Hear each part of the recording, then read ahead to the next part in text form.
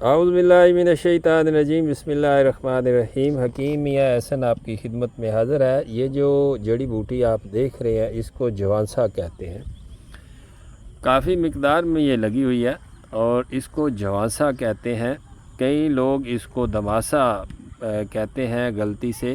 دماسا بوٹی الگ بوٹی ہے، جوانسا الگ ہے۔ جواں بھی اس کو کہتے ہیں اور جوانا بھی اس کو کہا جاتا ہے۔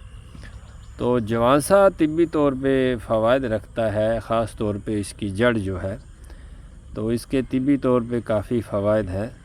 ترنجبین جو ہے وہ بھی اسی سے نکالا جاتا ہے۔ آج کل تو پہلے ملتا تھا، پنسار سٹوروں سے تیار شدہ مل جاتا تھا۔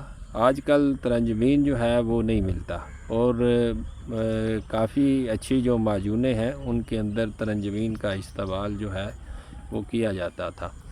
بہرحال گرم خشک مزاج کا یہ جڑی بوٹی ہے اور تقریباً 1.5 فٹ 2 فٹ 3 فٹ تک بھی اس کا قد ہوتا ہے۔ تو جوانسا الگ بوٹی ہے اور دماسا الگ بوٹی ہوتی ہے۔ تو فوائد کے طور پہ وہ خواتین، وہ لڑکے لڑکیاں جن کو کیل مہاسے چھائیوں کا مسئلہ ہو، اور وہ مریض عورت مرد مریض جن کو پیشاب کی بندش کا یا پیشاب کی جلن کا مسئلہ ہوتا ہو، اس پودے کو اکھاڑیں، کوشش کریں کہ اس کی جڑیں لیں۔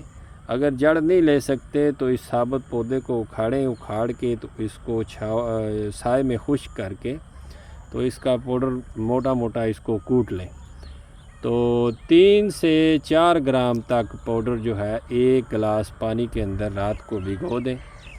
تو تھوڑا نیم گرم پانی ہو اس کے اندر رات کو بھگو دیں۔ کوشش کریں کہ ٹھنڈے پانی اس کے کچے مٹی کے برتن کے اندر اس کو بھگوئیں۔ تو رات کو وہ بھیگا رہے، صبح نہار منہ اس کو آپ نے 1 گلاس پانی کو یوز کرنا ہے۔ کیل مہاسے چھائیاں یا کسی کو پیشاب کے اندر جلن کا مسئلہ ہوتا ہو یا پیشاب میں پس آتی ہو یا گردے مثانے میں پیشاب کی رکاوٹ کا مسئلہ ہو، گردے مثانے میں پتھری کا مسئلہ ہو، پتھری کے لیے اگر آپ اس خساندے کو یوز کریں گے تو خساندہ نہیں، جوشاندے کے طور پہ آپ اس جڑی بوٹی کا استعمال کریں گے۔